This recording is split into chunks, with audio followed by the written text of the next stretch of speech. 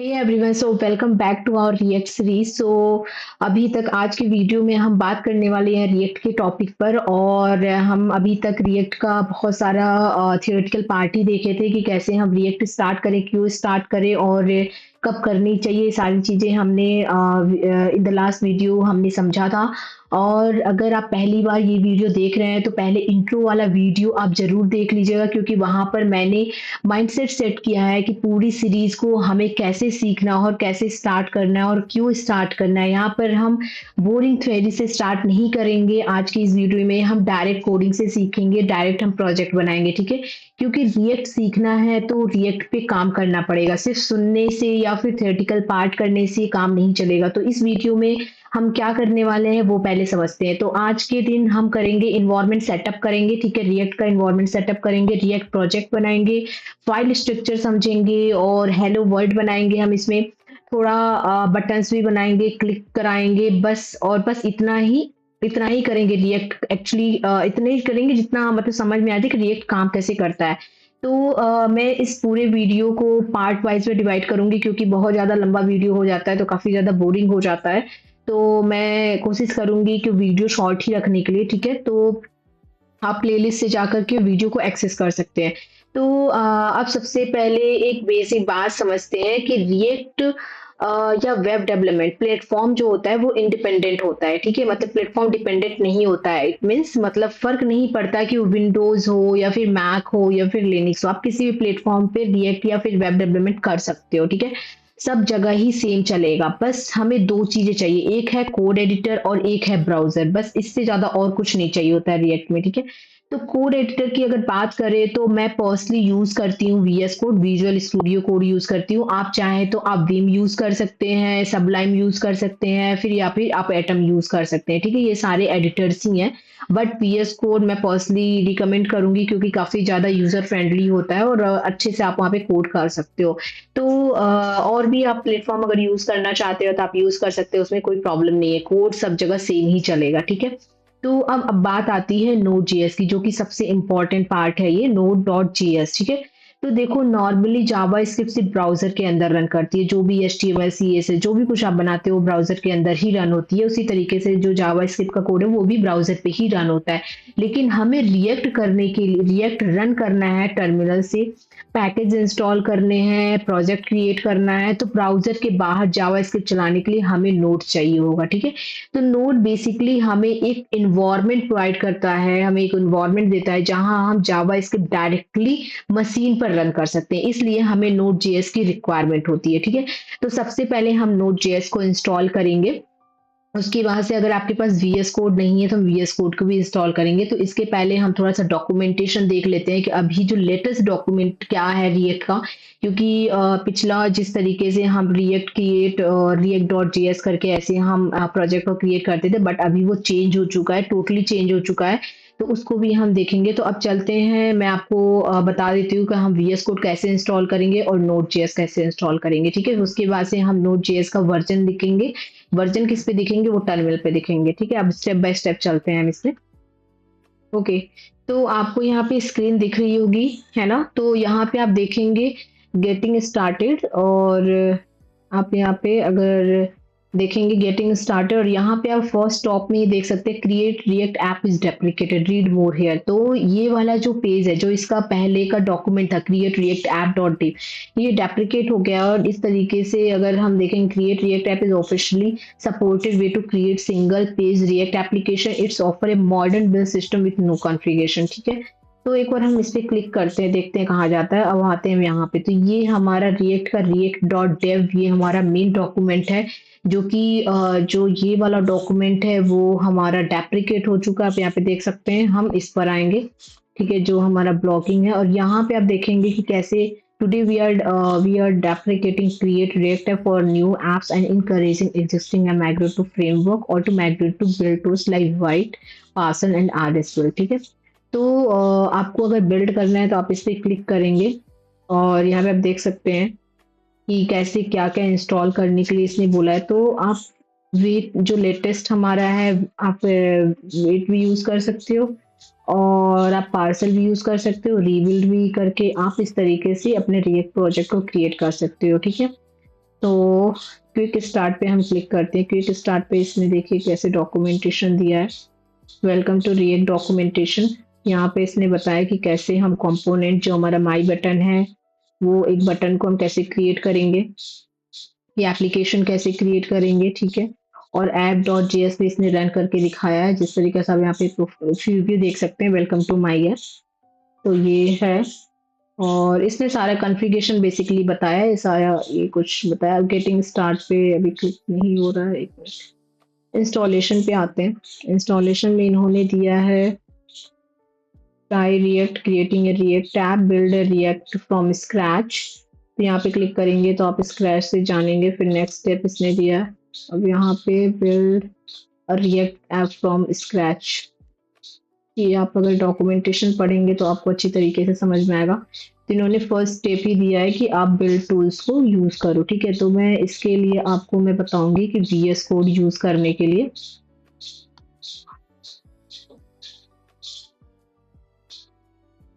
यहाँ पे visual studio आप लिखोगे,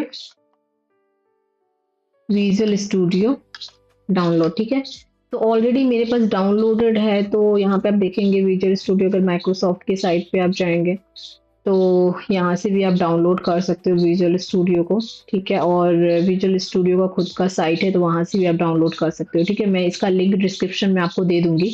फिलहाल मैंने विजुअल स्टूडियो डाउनलोड कर लिया, और आपको नोट जेएस के लिए आपको नोट जेएस पे जाना पड़ेगा। जैसे कि आप नोट डॉट जेएस करेंगे और डाउनलोड, ठीक है। इसका भी लिंक मैं आपको, इसका ऑफिशियल साइट है नोट डॉट जेएस का। ये भी आप अपने सिस्टम के अकॉर्डिंग आप इसका मतलब इसको इंस्टॉल कर सकते हो, ठीक है। और जैसे कि मैं मैक ओएस है, तो मेरा मैक ओएस से लेकर मैक ओएस इंस्टॉलर पैकेज मैंने इंस्टॉल कर दिया ऑलरेडी, ठीक है। तो इस तरीके से ये हमारे दो चीज हो गए। आपको वीएस कोड इंस्टॉल करना है, आपको नोट जेएस इंस्टॉल करना है, ठीक है। तो ये दो चीज हो गए। अब हम चलते हैं थोड़ा, मैं आपको दिखाती हूँ कि वीएस कोड। अब हम चलते हैं प्रोजेक्ट बनाने पे, ठीक है। मैं अपना वीएस कोड ओपन कर लेती हूँ।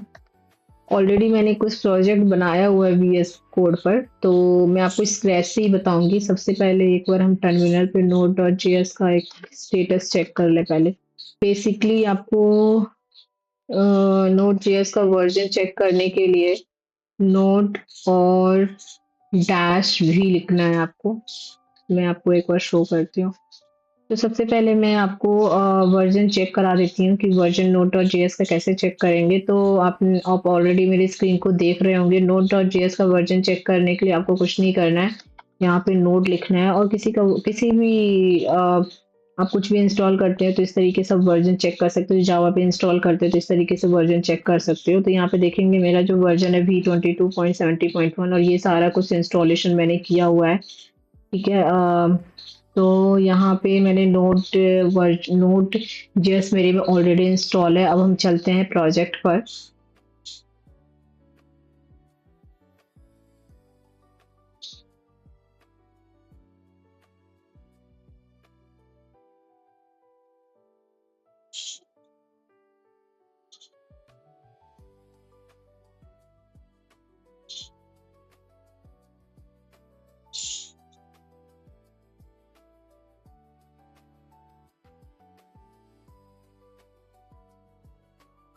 ठीक है, तो ये हमारा वीएस कोड है, और यहाँ पे देखेंगे ऑलरेडी मैंने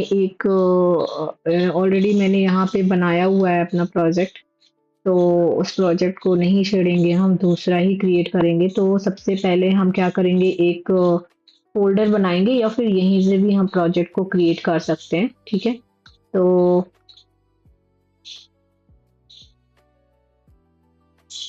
मैं आपको बताती हूँ कि कैसे हमें प्रोजेक्ट क्रिएट करना है।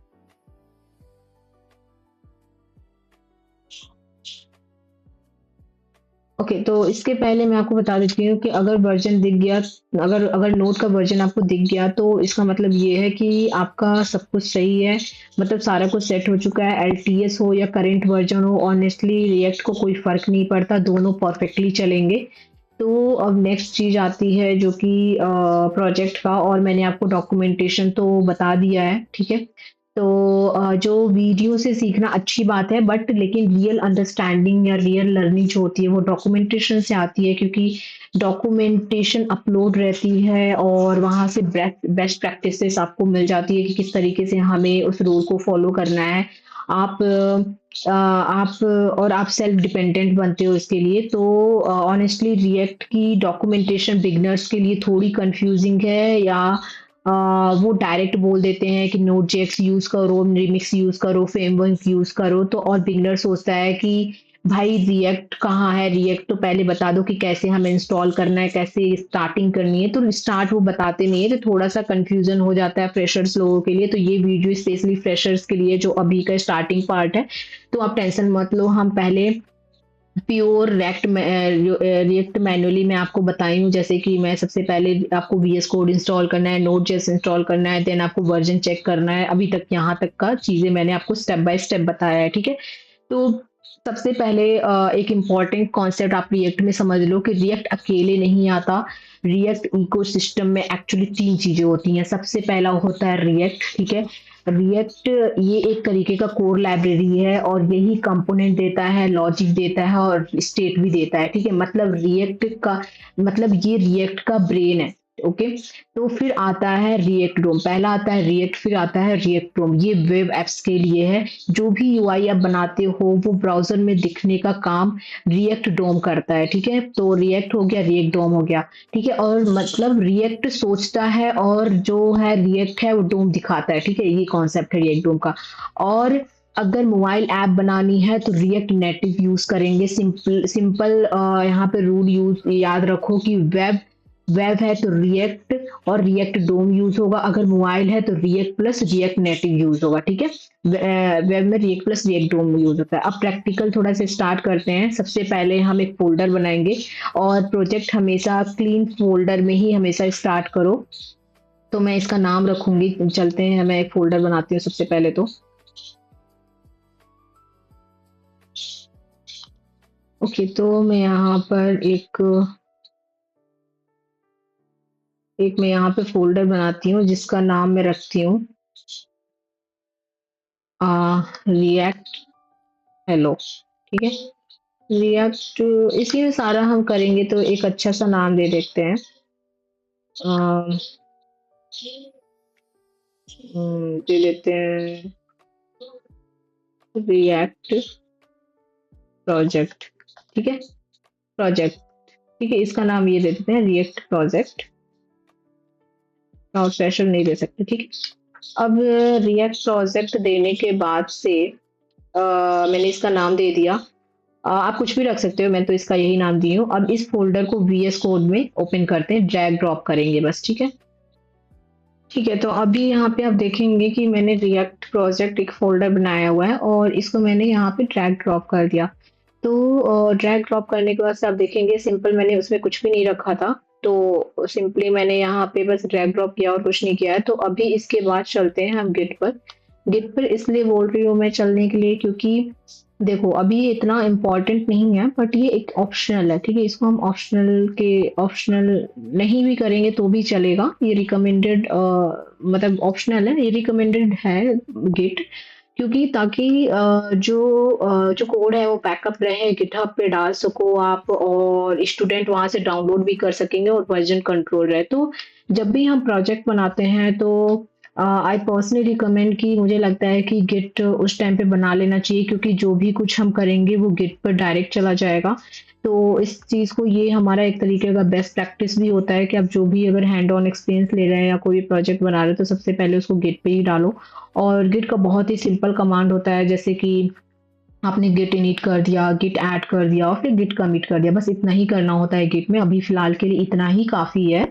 हम डीप गिट बाद में देखेंगे। फ़िलहाल एक प्रोजेक्ट को कमिट करने के लिए इतना कमांड मतलब रिक्वायरमेंट होती है। तो गिट देखने के लिए सबसे पहले मैं चलती हूँ गिटहब पे, जहाँ पे मैंने ऑलरेडी उसका अकाउंट क्रिएट किया हुआ है और वहाँ पे हम एक रिपॉज़िटरी बनाएँगे और इस रिपॉज़िटरी को बनाने के वहाँ पे हम एक रीडमी फ़ाइल भी बनाएँगे और फिर अपने प्रोजेक्ट से उसको कनेक्ट करेंगे, ठीक है?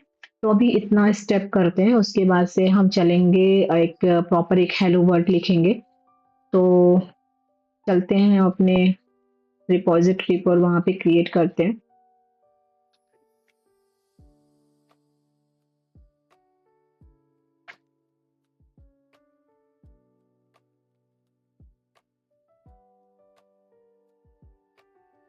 तो यहाँ पे मेरी स्क्रीन पे आपको ऑलरेडी मैंने यहाँ पे गिट पे अकाउंट बनाया हुआ है और वह इसमें 3-4 प्रोजेक्ट्स हैं मेरे जो कि खुद का मेरा है।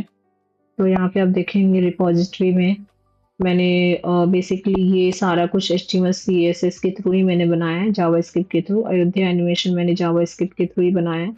और कुछ इंटरव्यू क्वेश्चंस हैं जैसे कि एंड्रॉयड वगैरह और सारे जो अलग-अलग प्रोजेक्ट्स से अलग-अलग टेक्नोलॉजी के यहाँ पे क्वेश्चंस, इंटरव्यू क्वेश्चंस मैंने रखे हुए हैं। तो अगर एक्सेस करना चाहो तो आप जाके एक्सेस कर सकते हैं यहाँ से। बाकी मैं चलती हूँ रिपॉजिटरी क्रिएट करने, तो आपको कुछ नहीं करना है। आप पहले तो अकाउंट आप क्रिएट करो गिट पे, उसके बाद से आप रिपो बना सकते हो। तो अकाउंट आप किसी से भी क्रिएट कर सकते हो, जैसे कि आप ईमेल आईडी यहाँ पे दे दो, अकाउंट आपका क्रिएट हो जाएगा। मैंने ऑलरेडी अकाउंट क्रिएट कर रखा है। तो इसको कुछ नहीं करना है, आपको जाना है यहाँ पे और यहाँ पे एक रिपॉजिटरी पे क्लिक करना है और यहाँ पे आप फाइंड नहीं करेंगे क्योंकि वो तो है नहीं ऑलरेडी। यहाँ पे न्यू करेंगे। न्यू करने के बाद से ठीक है, रिपॉजिटरी का नाम मैं दे देती हूँ रिएक्ट प्रोजेक्ट, जो हमारा प्रोजेक्ट का नेम है वही देंगे। ठीक है, यहाँ पे डिस्क्रिप्शन आप दे सकते हैं रिएक्ट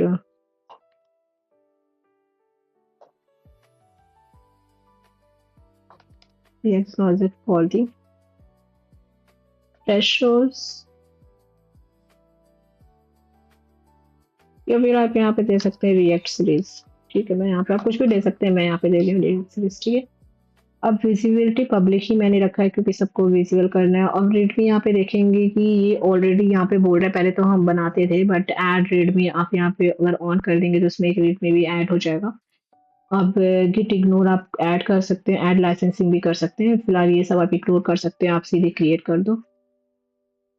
तो ये हमारा एक यहाँ पे रिपॉजिटरी क्रिएट हो गया। ठीक है, अब अपना प्रोजेक्ट बनाइए और उसके बाद से यहाँ पे आप जो भी आप प्रोजेक्ट डालेंगे तो यहाँ से आप एक्सेस कर सकते हैं, इस यूआरएल के थ्रू आप क्लोन ले सकते हैं। ठीक है, तो ये हमारा एक रेपो बन गया। ठीक है, अब जब भी हम वहाँ पे कोड लिखेंगे तो इस पर्टिकुलर प्रोजेक्ट पर हम अपने प्रोजेक्ट को डाल देंगे। ठीक है, ड्रैग ड्रॉप करेंगे फिर डाल देंगे, फिर उसके बाद से हम इस पे स्टार्ट करेंगे स्टार्टिंग से।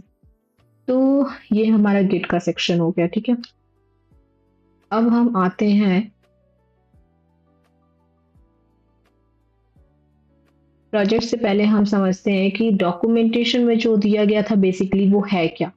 ठीक है, तो जो डॉक्यूमेंटेशन में अभी डॉक्यूमेंटेशन के अकॉर्डिंग मैंने नहीं बताया क्योंकि आपको पता है कि फ्रेशर्स के लिए डॉक्यूमेंट उतना इजी नहीं है, उतना इजी तरीके से समझना पॉसिबल्स नहीं है।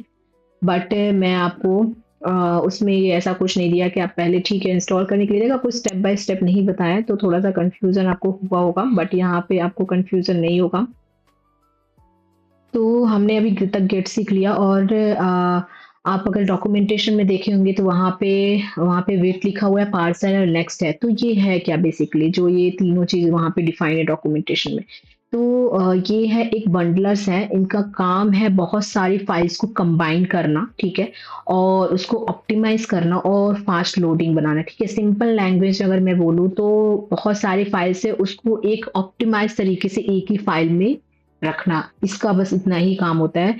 ठीक है, अब सबसे इम्पोर्टेंट सवाल ये है कि हम डायरेक्ट प्रोजेक्ट से क्यों स्टार्ट कर रहे हैं। ठीक है, हम थ्योरी से क्यों नहीं कर रहे हैं। तो बेसिकली मैं चाहती तो थ्योरी से स्टार्ट करती बट क्योंकि अगर हम पहले थ्योरी पढ़ेंगे तो थोड़ा सा कंफ्यूज हो जाओगे, बोरिंग लगेगा और रिएक्ट काफ़ी हैवी लगने लगेगा। ठीक है, तो लेकिन अगर हम प्रोजेक्ट बनाते हैं, डायरेक्ट प्रोजेक्ट से स्टार्ट करते हैं तो आपको क्या होगा, आपको कॉन्फिडेंस आएगा, थोड़ा सा आपको अच्छा भी लगेगा प्रोजेक्ट बनाने में, क्योंकि आप प्रोजेक्ट के साथ साथ अगर चीज़ें करते जाते हो तो आपका एक हैंड ऑन एक्सपीरियंस हो जाता है। मैं पर्सनली इस पे बिलीव करती हूँ और कॉन्सेप्ट ऑटोमेटिकली समझ आ जाएंगे। इसलिए हमारा अप्रोच रहेगा पहले हम बनाएंगे फिर समझेंगे। ठीक है, तो आज हमने देखा, हमने टूल सेटअप कर लिया है। ठीक है, हमने Node.js इंस्टॉल किया लाइव और रिएक्ट इकोसिस्टम को हमने समझा, अभी समझा नहीं है, बेसिकली हमने एक प्रोजेक्ट क्रिएट किया और गिट को बना लिया, हमने फोल्डर बना लिया, गिट सेटअप कर लिया। ठीक है, तो अब हम रेडी हैं अपना पहला रिएक्ट प्रोजेक्ट बनाने के लिए।